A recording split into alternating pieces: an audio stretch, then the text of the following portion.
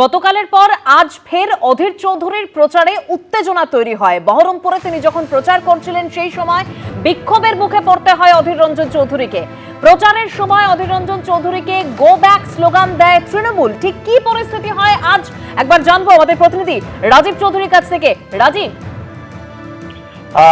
দেখো, আজকে অধীর চৌধুরীর যে নির্ধারিত যে প্রচারের সকালের যে কর্মসূচি ছিল, সেই নির্ধারিত কর্মসূচি ঘিরে কিন্তু ছিল একেবারে প্রশাসনিক, বিশেষত পুলিশ প্রশাসনের তৎপরতা কিন্তু ছিল একবারে চরম আকারের। একজন ডিএসপির নেতৃত্বে বিশাল পুলিশ বাহিনী এবং অধীর চৌধুরীর নিরাপত্তায় থাকা যে বাহিনী, তারা কিন্তু অধীর চৌধুরীর সামনে সংবাদ মাধ্যমকেও ভিড়তে দিচ্ছিলেন না। কিন্তু দয়াময়ী কালীবাড়ির মোড়ের কাছে আসার পরে কিন্তু পরিস্থিতি বদলে গেল।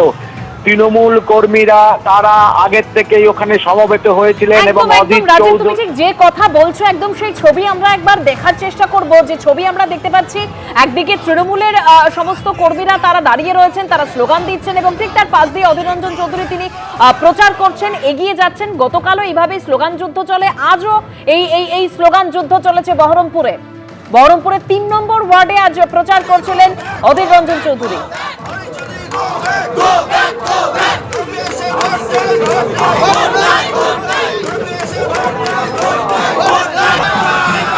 আমাদের প্রতিনিধি রাজীব চৌধুরী রয়েছেন আমাদের সঙ্গে। রাজীব, তুমি যেরকম বলছিলে, একেবারেই যখন ওই দয়াময়ী কালীবাড়ির এখানে যখন চৌধুরীর যে পদযাত্রা সামনে এসে পৌঁছয়, তখন একেবারে তৃণমূল কর্মীরা সোচ্চার হয়ে ওঠেন।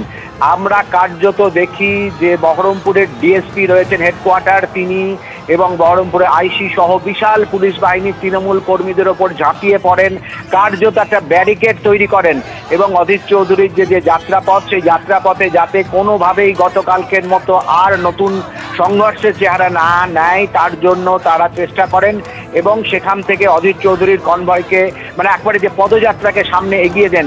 কিন্তু যে পরিমাণ তৃণমূল কর্মীরা বিক্ষোভ দেখানোর জন্য গো ব্যাক স্লোগানে একবারে মুখরিত হয়েছেন, সেটা কিন্তু শুধু নজিরবিহীন নয় অধীর চৌধুরীর কাছে।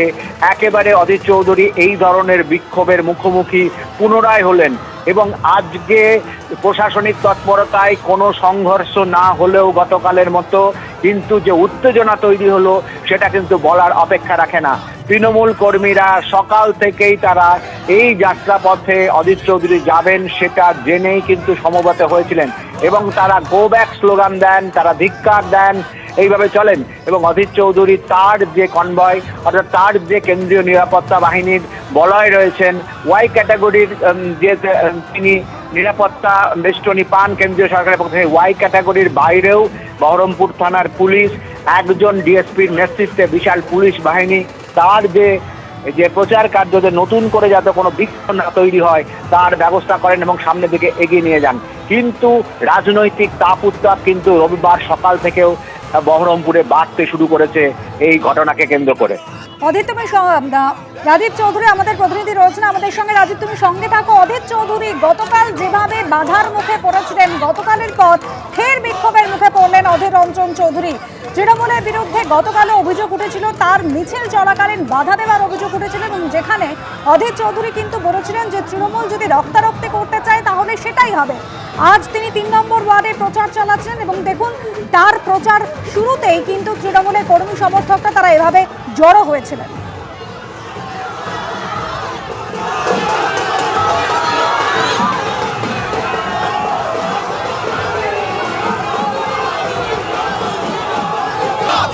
কালো হাত ভেঙে দাও, ঘুরিয়ে দাও, ভেঙে দাও, ঘুরিয়ে দাও, Adhir Chowdhury go back, go back, go back, go back, go back, go back, Adhir Chowdhury go back, go back, go back, তুমি এসে ভোট দেবে, ভোট দেবে, ভোট নাই, ভোট নাই, তুমি এসে ভোট দেবে, ভোট নাই, ভোট নাই।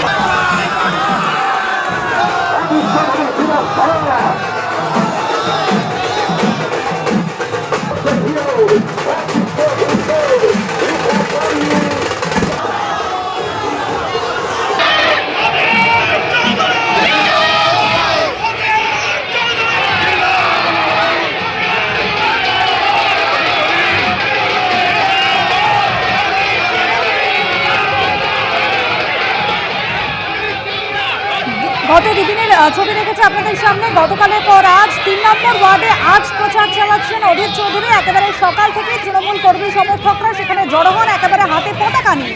আর গতকালের ছবি রেখেছি ১৯ নম্বর ওয়ার্ড, সেখানে অধীর চৌধুরী তিনি প্রচার চলাকালীন কিন্তু একেবারে উত্তেজনা তৈরি হয়, সংঘর্ষের পরিস্থিতি তৈরি হয়। দুদিনের ছবি পাশাপাশি।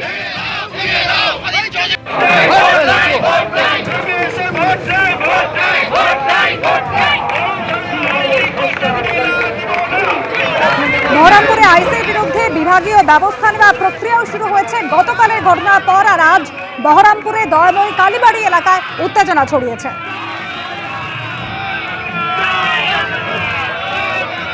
বহরমপুরে কংগ্রেস প্রার্থী অধীর চৌধুরীর প্রচারের সময় এভাবেই উত্তেজনা ছড়ালো গতকাল সকালে এবং আজ।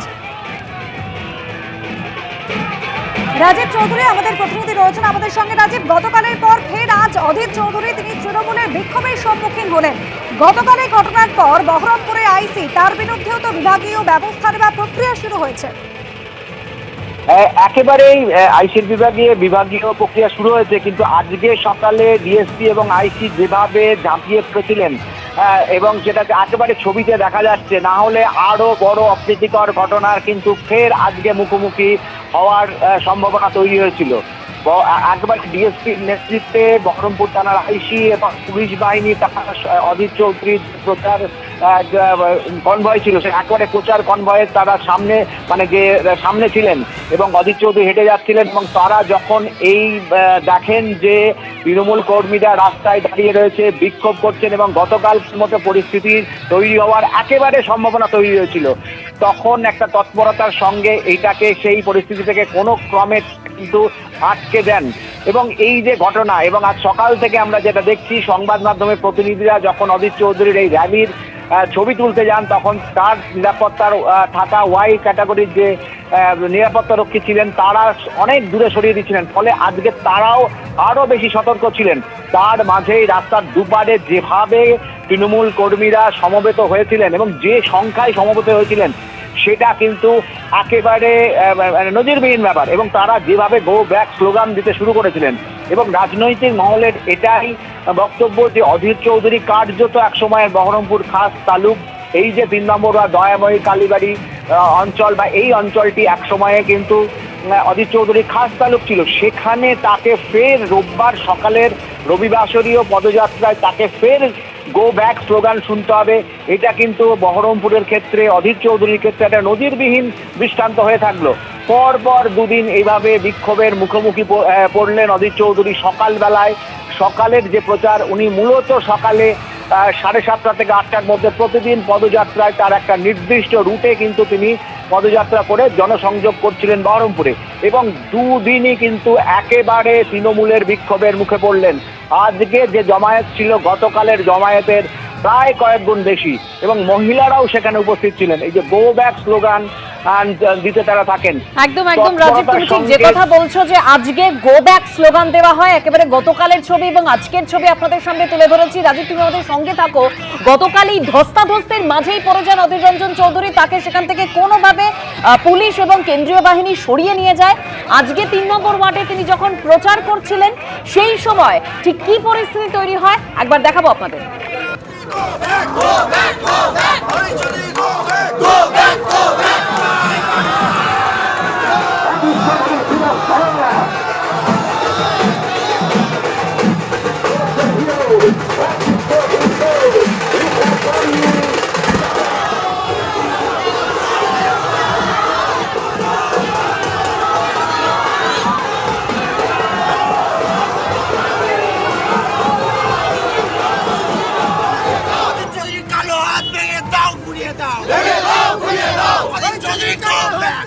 এবিপি আনন্দ, এগিয়ে থাকে, এগিয়ে রাখে।